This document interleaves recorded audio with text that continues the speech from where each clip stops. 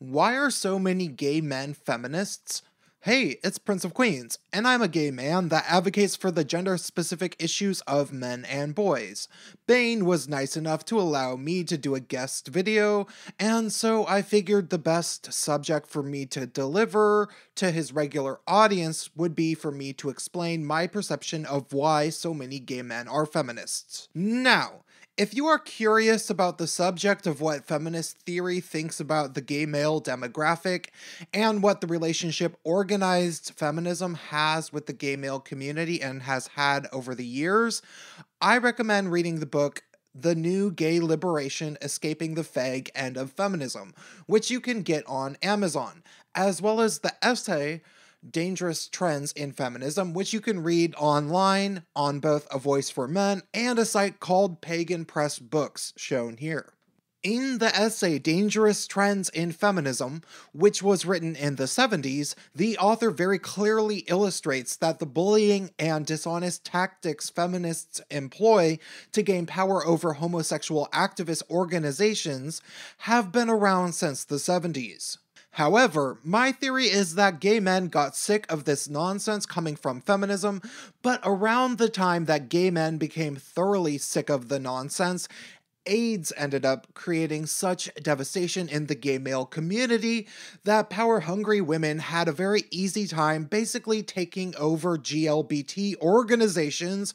which is why they changed the acronym to LGBT eventually. In short, gay men today are feminists mostly because, like most self-identified feminists, they don't really know anything about what the feminists with influence actually do with their time, and they've been spoon-fed a PR-polished version of what feminism supposedly is their entire lives. Still, it doesn't take a genius of a gay male to figure out that feminism doesn't really offer much of anything to gay men besides a sense of guilt for being male, for being attracted to masculine men, confusion about how exactly you can have male privilege and still be so many times as likely to be physically assaulted as lesbians, and a bunch of other restrictions on the way you might like to speak and behave. So why do so many gay men fall into the feminist trap anyway, even though it generally leads to them becoming unhappy and unsatisfied with their own community?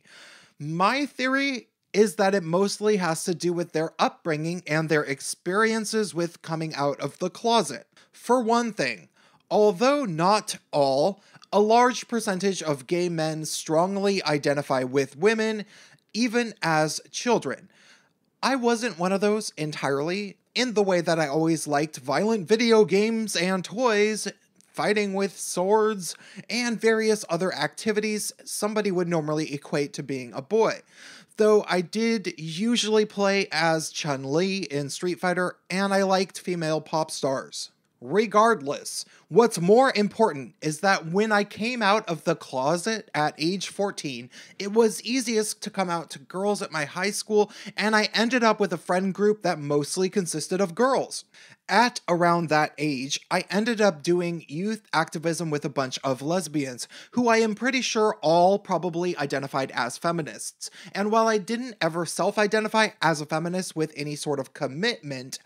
I probably did tell people I was a feminist once or twice when I felt pressured. Still, one of the things I noticed, which I imagine a lot of young gay guys notice, is that it was easier to be friends with the girls in school if you acted at least slightly femme.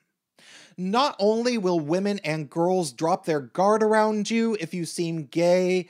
or extra gay, but they might even prefer hanging around you to female friends because they might think you are cute, and more importantly, you won't be any competition in terms of dating. But even more than that, gay men find protection within the female friend groups in high school, because if any straight guy ever picks on the gay guy, regardless of whether it has to do with him being gay or not, the young gay male's female friends will usually be fiercely protective of their gay male friend, not simply because the boy is gay, but also because he ends up being seen as one of the girls, and girls instinctually protect other girls. Therefore, gay guys in high school often benefit greatly from having a primarily female friend group.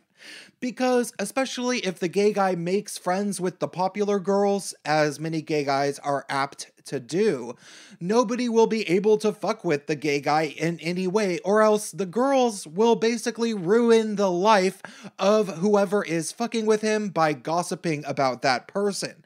But again, it works best if the gay guy is effeminate, because girls are slightly more protective of gay guys that they see as one of the girls. That said, many gay guys become accustomed to being part of the female friend group during adolescence because they stand to benefit from it. But eventually, when they get to be of the age where they are able to go out to bars and clubs and start dating more, they are confronted with the harsh reality that it is hard to get dates in the gay scene if you are effeminate. Now, while I am firmly against the notion that gender is a strict social construct like feminists say, I am a big proponent of the notion that gender expression is fluid and that people can change their gender presentations over time if they choose.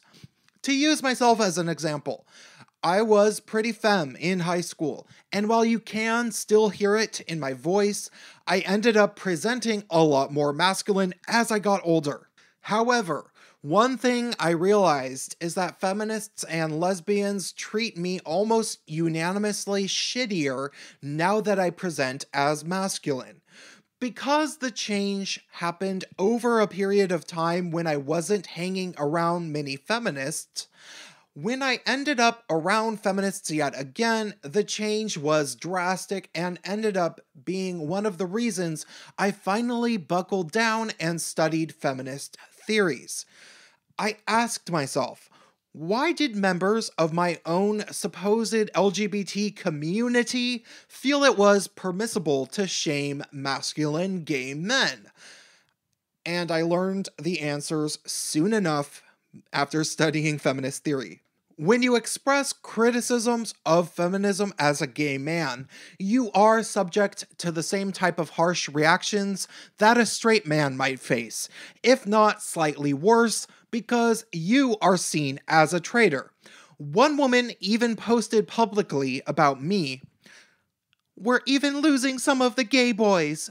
in relation to me questioning feminism, as if gay guys are really only something of use to feminists and not fully autonomous people that they should have substantial friendships with and might potentially compromise with about differences when they arise. That all said, if I were insecure in my own skin, especially in relation to my ability to attract guys based on a lack of masculinity that I might theoretically have, I could have easily fallen back into the high school mentality of wanting to fit in with the girls. And since feminists claim to speak for all women and also constantly evangelize the gay male community because they apparently do view gay men as a useful bargaining chip of sorts, I could have easily found myself putting on femme fashion choices and running with the feminists. Feminists will also say that all homophobia is rooted in misogyny to appeal to insecure guys like I could have theoretically been, which is obviously untrue to the critical mind that realizes that pedophilia, hysteria, the fear of degeneracy, religious discrimination, and general fears of pervertedness are the driving factors behind homophobia, and not just gay guys kinda acting girly. And of course, Feminists prey on emotionally insecure men all the time, convincing them that toxic masculinity and patriarchy are their true enemy, and that feminists are their savior. And gay guys are fairly likely to fall for that, because females actually were the saviors of gay men so many instances when they were growing up. To add to that, if a gay man doesn't bite hook, line, and sinker after he learns a lot about feminism and starts preaching feminist gospel, the feminists will then go on to smear the gay man as a horrible misogynist because they are worried that he might end up explaining the pitfalls of feminism to other gay guys. You see, feminists are very scared of gay men who are red-pilled because gay men have a unique position in relation to red-pilling other individuals, as Milo Yiannopoulos illustrated on a grand scale. But I too have encountered a barrage of hatred towards myself from feminists who claim that I am a horrible misogynist simply because I understand feminism well enough to criticize it. Therefore, since feminists have put such a big effort towards smearing specific gay men who have dared to defy them directly and take a firmly oppositional stance against feminism, a lot of other gay guys are simply afraid to speak out, which makes it so that other gay guys that might be on the verge of taking the red pill end up thinking that they are alone and that there aren't other gay guys criticizing feminism. It's a shame and a long process, but I suppose MRAs are all used to this uphill battle, and we take it one step at a time. Thanks a bunch to Bane for having me on his channel. Drop him a comment, and check out my channel, Prince of Queens, if you want to hear more from me.